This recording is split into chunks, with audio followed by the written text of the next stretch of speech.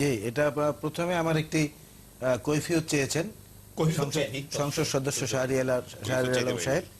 21-এ টেলিভিশনের যে সাংবাদিক আহত হয়েছে সেই সাংবাদিক নিজে সাক্ষাৎকারে বলেছেন, অনেকগুলো চ্যানেলে দেখিয়েছে যে ঢাকা বিশ্ববিদ্যালয়ের 21-এ হলের সামনে ছাত্রলীগের ছেলেরা আমাকে আক্রমণ করেছে, মারপিট করেছে, এবং অনেকগুলো প্রাইভেট টিভি চ্যানেলে দেখানো হয়েছে যে ছাত্রলীগের ছেলেরা মারপিট করছে তাদেরকে। অনেকগুলো 21 টিভিটা আমি সুনির্দিষ্ট বললাম। আর ইকবাল সোবহান চৌধুরী সাহেব যে কথাগুলো বলেছেন অনেকটা আমার কাছে মনে হচ্ছে তার বক্তব্যের মতো আর কি, প্ল্যাটফর্মের বক্তব্য। তথ্য উপাত্তের ভিত্তিতে যদি আমরা যাই তাহলে আমরা দেখব গৃহযুদ্ধের কথা গতকালকে ভাষা সৈনিক মতিনও বলেছেন, এর আগে ব্যারিস্টার রফিকুল হক সাহেব বলেছেন, এর আগে এরশাদ সাহেব বলেছেন, তখন দোষ হয়নি। কিন্তু জামাত যখন বলল তখন বললেন যে তাদের হাতে অস্ত্র আছে। কোথায় অস্ত্র? তো আমরা দেখছি ছাত্রলীগের হাতে। গত পরশুদিনের পত্রিকায় ছবিতেও ছাত্রলীগের হাতে অস্ত্র, এমপি গিয়াসের হাতে অস্ত্র, ছাত্রলীগের ছেলেদের হাতে শটগান, যুবলীগের ছেলেদের হাতে প্রকাশ্য অস্ত্র উঁচিয়ে তারা নিজেরা দ্বন্দ্বে লিপ্ত হচ্ছেন। তো অস্ত্র কি শুধু এক জায়গায়? অস্ত্র তো এইখানে। সাংবাদিকদের জন্য ইকবাল ভাই অনেক কথা বললেন যে ওই সময় শহীদ বুদ্ধিজীবী দিবস 14ই ডিসেম্বর, অবশ্যই সেটা নিন্দনীয় কাজ। কিন্তু সাগর রুনি থেকে শুরু করে আজ পর্যন্ত এই সরকারের আমলে যত সাংবাদিক নিহত হয়েছেন, নিগৃহীত হয়েছেন, সেটা কি নিন্দনীয় নয়?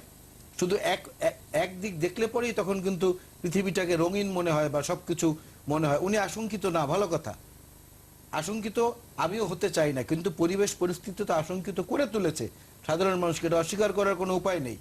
মসজিদকে বরং আওয়ামী লীগ ব্যবহার করছে, আওয়ামী লীগ ব্যবহার করছে। আজকে ধানমন্ডির যে তাকওয়া মসজিদ, সেখানে গিয়ে ইমাম সাহেবকে দস্তুর মতো অপমান অপদস্থ করে মসজিদ থেকে বের করে দেওয়ার চেষ্টা করেছে মুনতাসির মামুন সাহেব নিজের নেতৃত্ব দিয়ে।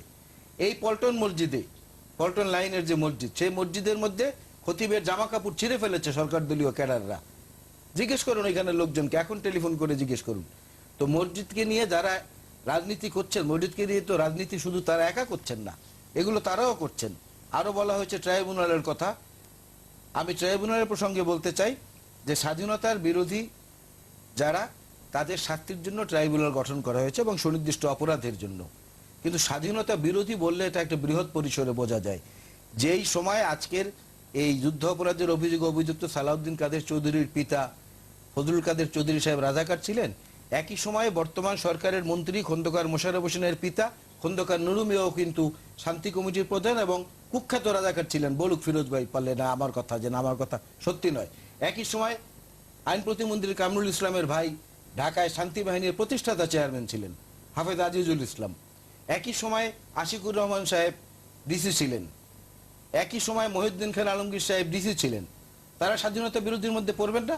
স্বাধীনতা বিরোধী বলতে কি জামাতের বা বিএনপির যে 6-7 জনের বিচার হচ্ছে শুধু তারাই?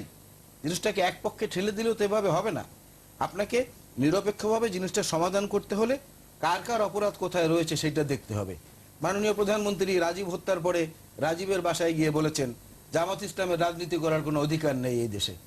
আমরা খুশি হতাম যদি মাননীয় প্রধানমন্ত্রী একইভাবে বিশ্বজিতের বাসায় গিয়েও বলতেন যে ছাত্রলীগের কোনো অধিকার নাই এই দেশে রাজনীতি করার। সেটাও তো প্রমাণিত, ছাত্রলীগের ছেলেরাই নির্মমভাবে কুপিয়ে কুপিয়ে বিশ্বজিৎকে হত্যা করেছে। কই, উনি তো সেইটা বললেন না, উনি ওইখানে গিয়ে জামাতের কথাটা বললেন। মাননীয় প্রধানমন্ত্রীর ধর্মভীরুতা বা অন্য কিছু নিয়ে তো কোনো প্রশ্ন নেই, কিন্তু প্রধানমন্ত্রী হিসেবে তো উনি সবার, উনি তো একটা দলের না।